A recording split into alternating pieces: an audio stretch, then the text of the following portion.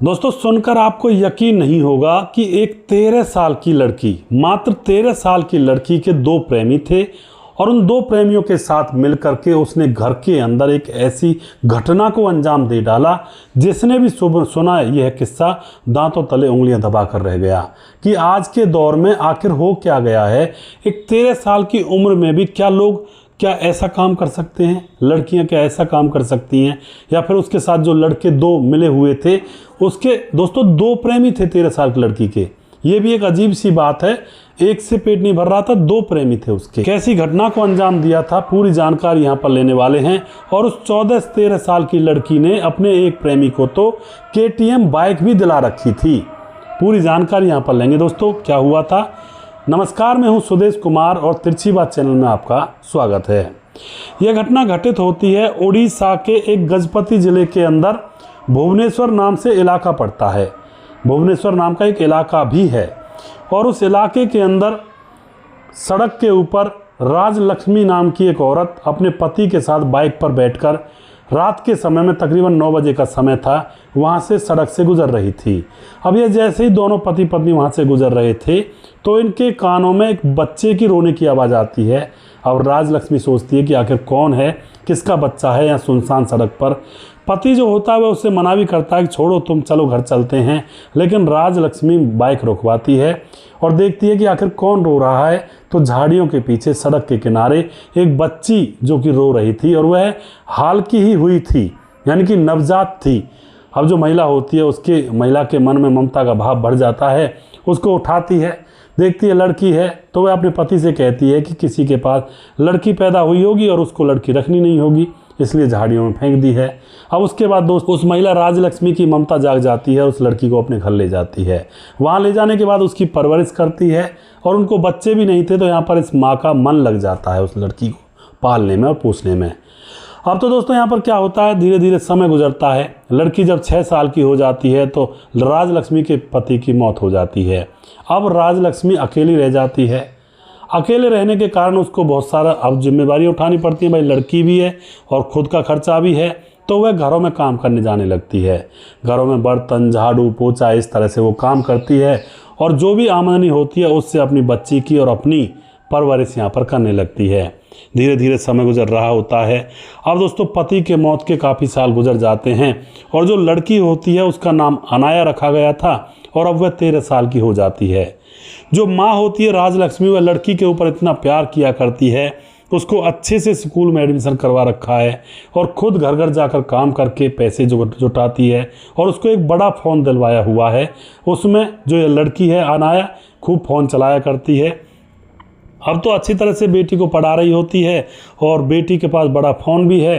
अब आती है 28 अप्रैल की तारीख। 28 अप्रैल को जो लड़की होती है अनाया अपने रिश्तेदारों के पास फ़ोन करती है और आस पड़ोस के लोगों को बताती है कि माँ को कुछ हो गया है और आप जल्दी आ जाओ। दोस्तों उसकी माँ जो कि बेहोश थी और वह उस बेहोश माँ के बारे में बताती है और जब वह रिश्तेदार आते हैं तो उसको हॉस्पिटल ले जाते हैं। हॉस्पिटल में उसकी मौत डिक्लेयर कर दी जाती है कि भाई यह अब नहीं रही और शायद अटैक इनको हुआ होगा, यही यहाँ पर अंदाज़ा लगाया जा रहा था, क्योंकि और तो कोई कारण हो ही नहीं सकता, बच्ची 13 साल की है। उसके बाद दोस्तों हर कोई अनाया के ऊपर तरस खा रहा था। सभी लोग कह रहे थे कि बेचारी 13 साल की है, माँ की भी मौत हो गई, पिता की मौत हो गई, पहले माँ बाप ने होते ही झाड़ियों में फेंक दिया, ये कैसे रहेगी बेचारी, बड़े बुरे भाग्य लिखा कर आई है। अब यहाँ पर जो अनाया का मामा था शिवा प्रसाद मिश्रा, वह अपनी बहन का अंतिम संस्कार करता है और अंतिम संस्कार करने के बाद वह अनाया को अपने साथ अपने घर ले जाता है कि बेटी चल हमारे घर रह लेना, कोई बात नहीं, जो हुआ सो हुआ। अब जो अनाया होती है वह मामा के यहाँ पर रह रही थी। अब एक दिन की बात होती है, अनाया अपने मामा से कहती है कि मामा मैं घर जा रही हूँ, मुझे कुछ सामान वहाँ से लेकर आना है और कुछ सामान रह गया था। तो मामा कहता है ठीक है बेटी जाओ, जल्दी आ जाना। अनाया कहती है 2-3 घंटे में आ जाऊँगी बस। उसके बाद अनाया दोस्तों 2-3 घंटे में नहीं आती है, वो काफ़ी देर हो जाती है उसको। इधर मामा परेशान कि लड़की आखिर गई तो गई कहाँ। 3-4-5 घंटे गुजरने के बाद अब जो मामा होता है अनाया के फ़ोन पर फ़ोन करता है। अब जैसे ही अनाया के फ़ोन पर फ़ोन किया जाता है तो अनाया का फ़ोन तो घर में ही पड़ा हुआ था। अब मामा देखता है और अनाया का फ़ोन तो यहीं पर बज रहा है, उसको उठा लेता है। अब मामा परेशान है कि ये गई तो गई कहाँ, फ़ोन को भी यहीं पर छोड़ गई। उसके बाद दोस्तों मामा बैठा हुआ था, सोच विचार में था। इतने में अनाया के फ़ोन को खोलकर देखने लगता है और इंस्टाग्राम चलाने लगता है। अब वहाँ पर इंस्टाग्राम के मैसेंजर में जो मामा होता है बहुत सारी चैटिंग देखता है लड़की की, और वह 2 लड़कों के साथ की जा रही थी।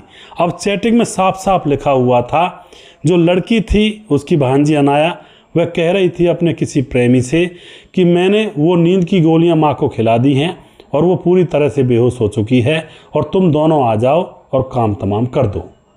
दोस्तों अब यह बात सुनते ही जो मामा होता है उसके तो रोंगटे खड़े हो जाते हैं, आखिर किस चीज़ का काम तमाम हो रहा है। उसके बाद दोस्तों यहाँ पर अब और भी कुछ बातें ऐसी थी कि हमारे बीच में बात बनने नहीं देगी, और अब इसका तो काम तमाम करना पड़ेगा और इसको रास्ते से हटाना पड़ेगा, फिर हमारे और तुम्हारे रास्ते बिल्कुल अलग हो जाएंगे और फिर कोई हमें डिस्टर्ब नहीं करेगा। इस तरह की बातें उस चैटिंग में थी। मामा तुरंत समझ जाता है कि मेरी बहन की मौत हार्ट अटैक वगैरह से नहीं हुई है, उसकी तो हत्या की गई है भांजी के द्वारा।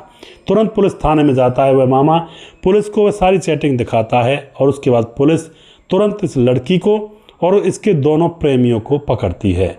और अब यहाँ पर इनसे सख्ती से जब पूछताछ की जाती है तो पूरा राज पुलिस के सामने यह लोग बयां करते हैं। राज क्या था? लड़की बताती है कि मैं जैसे माँ ने मुझे फ़ोन दिलाया और माँ मेरी खूब मेहनत करके मुझे पढ़ाया लिखाया करती, खूब लाड करती, खूब अच्छे कपड़े पहनाया करती। जैसे माँ ने मुझे फ़ोन दिलाया तो मैं रील वगैरह बनाने लगती हूँ, डांस करने लगती हूँ। तभी उन रील्स के अंदर कमेंट्स आते हैं लड़कों के। पहले एक लड़का था गणेश, जो कि मंदिर में पुजारी भी है, उसका कमेंट आता और वो बहुत ही तारीफ़ें किया करता, तो लड़की उससे कांटेक्ट करने लगती है। गणेश भी लड़की से कांटेक्ट कर लेता है। फिर ये दोनों एक दूसरे से मिलते हैं और इन दोनों के संबंध बन जाते हैं। अब दोस्तों उसके बाद इनके प्रेम प्रसंग तो चलने लगा था। उसके बाद लड़की रील बनाई जा रही थी धड़ाधड़, और अब रील पर एक और कमेंट आने लगता है जिसका नाम होता है दिनेश, और वह भी 22 साल का लड़का था। वह खूब तारीफ़ करता है इस लड़की अनाया की। अब तो ये लड़की उसके प्यार में फिसल जाती है, पहले गणेश के में, अब उस दिनेश के में। अब उससे भी मिलने की प्रोग्राम यहाँ पर कर दी जाती है। अब दिनेश और ये लड़की अनाया ये भी मिलते हैं वही होटल में। अब इन दोनों का भी प्रोग्राम चालू हो जाता है। अब उसके बाद दोस्तों लड़की कभी गणेश कभी दिनेश इन दोनों के पास जाने लगती है, और कुछ दिन के बाद इन दोनों को पता लग जाता है कि इन दोनों की गर्लफ्रेंड एक ही है अनाया। लेकिन ये कहते हैं कोई बात नहीं, हम रह लेंगे जैसे हमें रहना है, क्योंकि दोस्तों ये भी टाइम पास कर रहे थे। इनको कौन सा घर बसाना था अनाया के साथ, और अनाया भी मौज मस्ती कर रही थी, उसको ही कौन सा घर बसाना था। लेकिन झूठे प्यार के वादे तीनों बैठा करते एक साथ, कई बार तीनों एक साथ वही होटल में जाया करते, और तीनों ऐसी ऐसी बेवकूफ़ी भरी बातें किया करते कि हम तीनों एक साथ घर बसा लेंगे, कोई दिक्कत नहीं होगी। लड़के चालाक थे, वे मतलब निकाल रहे थे, और लड़की बेवकूफ़ थी जो ऐसा सब कुछ समझ रही थी। अब यहाँ पर क्या होता है दोस्तों, लड़की जो होती है इन दोनों प्रेमियों के साथ घूम रही थी। अब माँ को पता लग जाता है कि मामला क्या चल रहा है। अब जो माँ होती है अपनी बेटी को धमकाती है, डांटती है, तो ये कर क्या रही है, ये तेरी उम्र नहीं है। वो लड़के तो तुझसे बहुत बहुत बड़े हैं, 10-10 साल बड़े हैं, यानी कि 8, 9, 10 साल बड़े हैं। अब लेकिन लड़की मानने का नाम नहीं ले रही थी। लड़के लड़की आपस में फ़ायदा उठा रहे थे।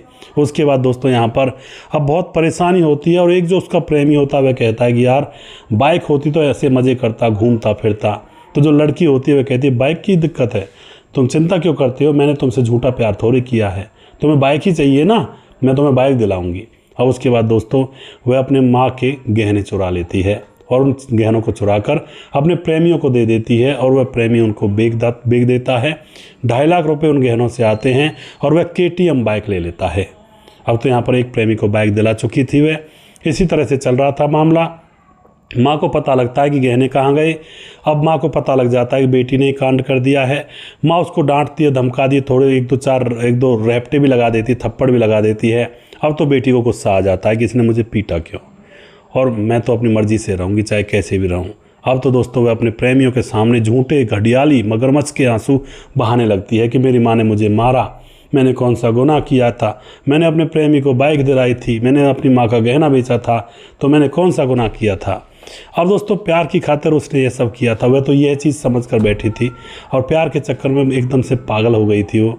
अब जो प्रेमी होते हैं वह भी बेवकूफ़ थे। वह कहते हैं कि हमारी प्रेमिका को जिसने मारा हम उसको ज़िंदा नहीं छोड़ेंगे और तुम चिंता मत करो, हम उसे रास्ते से हटा देंगे। लड़की भी रात दिन प्लानिंग करने में लग जाती है, अपने प्रेमियों से कहने लगती है कि अब मेरी माँ को तुम रास्ते से हटा दो, उसके बाद हमारा रास्ता साफ हो जाएगा। ये सारी चीज़ें चैटिंग के द्वारा चला करती थी, फ़ोन या उन पर किया नहीं करती थी, जिससे किसी को पता ना लग जाए। अब उसके बाद दोस्तों ये प्लानिंग हो जाती है पूरी तरह से। लड़के जो होते हैं इसको नींद की गोलियां ला कर देते हैं अनाया को, और कहते हैं कि इन नींद की गोलियों को अपनी माँ को खाने में मिला कर दे देना। अब ये ऐसा ही करती है और उसके बाद इसकी माँ बेहोश हो जाती है। तुरंत ये मतलब मैसेज करती है अपने प्रेमियों के पास कि मामला साफ है, माँ बेहोश हो चुकी है और तुम आ जाओ और काम तमाम कर दो, इसको रास्ते से हटा देते हैं और फिर हम आज़ाद हैं। उसके बाद वो दोनों प्रेमी आते हैं, तकिए से इसकी माँ के मुंह पर रख करके उसकी माँ को भगवान के पास भेज देते हैं। और दोस्तों उसके बाद ही है संबंध भी बनाते हैं वहीं पर, और फिर ये अपने अपने घर चले जाते हैं। और लड़की ड्रामा रचती है कि मेरी माँ को क्या हो गया, और रिश्तेदारों के पास फ़ोन करती है, अड़ोसी पड़ोसियों को बुलाती है और प्राइवेट हॉस्पिटल में ले जाया जाता है उस माँ को, जिससे कि ज़्यादा कोई दिक्कत ना हो। वहाँ पर उसको मृत घोषित कर दिया जाता है, ज़्यादा ध्यान दिया नहीं जाता। जो माँ के भाई थे, उसकी बहनें थी या अड़ोसी पड़ोसी थे, उनको भी पता था कि इसको बीपी शुगर ज़्यादा है, बार बार इसको दिल के दौरे की शिकायत बनती भी है, तो दिल का दौरा ही पड़ा होगा, कोई शक ही नहीं करता है।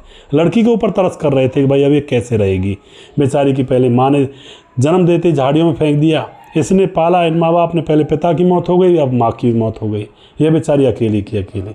लेकिन वह बेचारी नहीं थी, वह तो कुछ और थी। अब दोस्तों यहाँ पर इस लड़की को और इसके दोनों प्रेमियों को पकड़ लिया जाता है और इनके खिलाफ कार्रवाई की जाती है, इनको जेल में डाला जाता है। इस तरह से दोस्तों मामले हो जाते हैं समाज के अंदर। उस माँ ने कौन सा गुनाह किया था?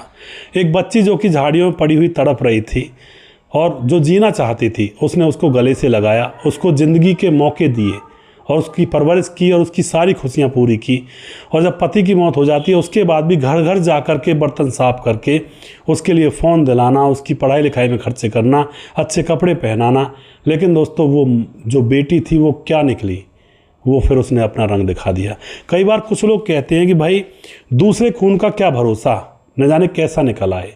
हालांकि निकलने को तो अपना खून भी न जाने कैसा कैसा निकल आता है, लेकिन यहाँ पर इस लड़की ने वो कहावत साबित कर दी कि दूसरे अनजान खून का क्या भरोसा, न जाने किसकी औलाद हो, किसका खून हो, इसके माँ बाप कौन दरिंदे हों, कौन वहसी हों या फिर कौन से कत्लो गैरत में जुड़े हुए हों, तो उसका असर बच्चे पर आता है। अब यहाँ पर दोस्तों इसने कहावत को साबित कर दिया। वरना कुछ लोग ऐसे भी होते हैं जिनको इस तरह से उठाया जाता है, जिन बच्चों को पूरी उम्र भर अपने माँ बाप के मतलब अंदर में रहते हैं, उनके पाँव को धो धोकर पीते हैं, वो बहुत ही एहसान मानते हैं माँ बाप का। लेकिन दुनिया है, दुनिया में भांति भांति के लोग हैं, अब करें भी तो करें क्या और कहें भी तो किससे क्या कहें।